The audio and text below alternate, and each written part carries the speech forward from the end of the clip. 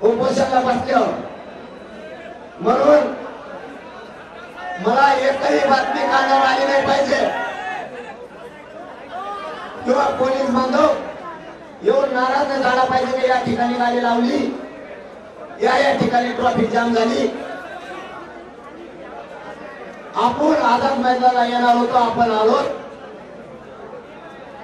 बऱ्याच जणांना वाटलं होतं पाय ठेवून द्यायचं नाही, मराठे माड्या घालून बसले.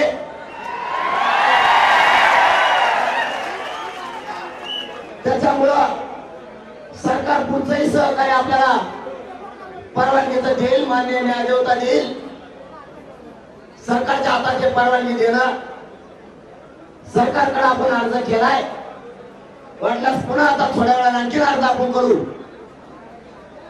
जोपर्यंत मागण्याची अंमलबजावणी होत नाही तोपर्यंत हे आंदोलन कायम सुरू राहील अशी बेमुदत आपण परवानगी त्यांना मागू.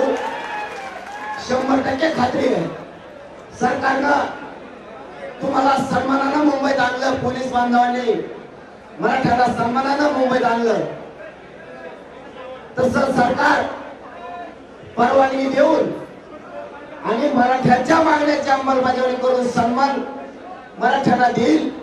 आणि हेच करोडो मराठी मुख्यमंत्र्यांच्या आणि सरकारच्या डोक्यावर विजयाचा गुलाल टाकून महाराष्ट्रात जातील.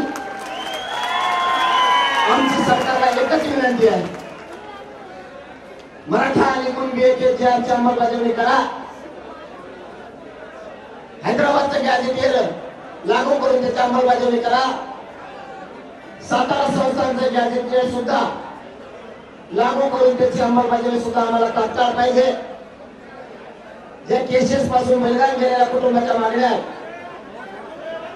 या सगळ्या मागण्याच्या अंमलबजावणी होत मी मुंबई सोडणार नाही ही मराठ्यांना शब्द देतो. आताही मला सरकारनं गोळ्या जरी घातल्या तरी मी बलिदान द्यायला तयार आहे, पण मागं हटायला तयार नाही हे शब्द आहे माझा तुला. मी या समाजासाठी मैदानात येऊ, वीर मरण पत्करायला तयार आहे, पण हटायला तयार नाहीये. तुमची फक्त जबाबदारी तुम्ही पार पाडायची.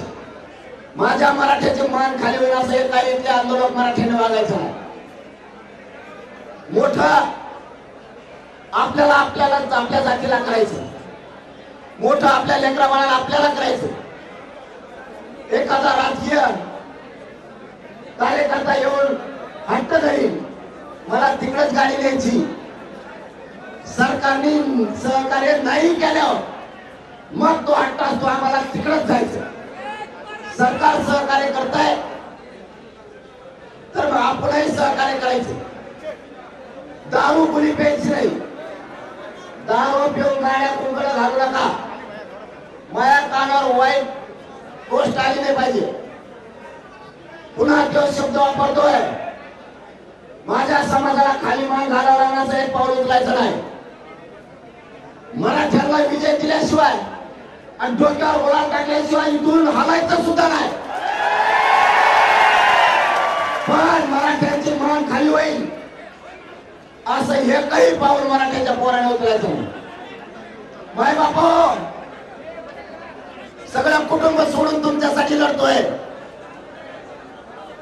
मी या समाजाला कुटुंब मानलंय. मग तुम्ही जर माझ्या कुटुंबातले, मी जर तुमच्या कुटुंबातला आहे, माझा शब्द खाली पडू द्यायचा नाही, कारण मी तुमचा खाली पडू देत नाही. माझा कुटुंब त्याची उभी राखरामुळे झाली तरी चालेल, पण या समाजाचं मला वाटलं होऊ द्यायचं नाही. म्हणून कुणाला बोलायला संधी द्यायची नाही, काही गडबड गोंधळ करायचा नाही. जे ग्राउंड दिलंय त्याच ग्राउंडवर राहायचं आणि झोपायचं. तुम्ही टेन्शन कधी घ्यायचं होतं? मी जर आझाद मैदानाला नसतो तर, आता मी आझाद मैदानाला म्हणल्याच्या नंतर तुम्ही इथून 50 किलोमीटर बिनधास्त झोपा. तुम्ही म्हणायचं आपला पट्ट्या तिथं झोपलेला आम्हाला काय टेन्शन नाही. आणि अशी अवलाद आहे, मॅनेज होत नाही, टेन्शन घेऊ नका तुम्ही. शेवटी येऊन आलं तर मरण येईल. मी भोगायला तयार आहे, पण तुम्हाला इथून रेल्वेचा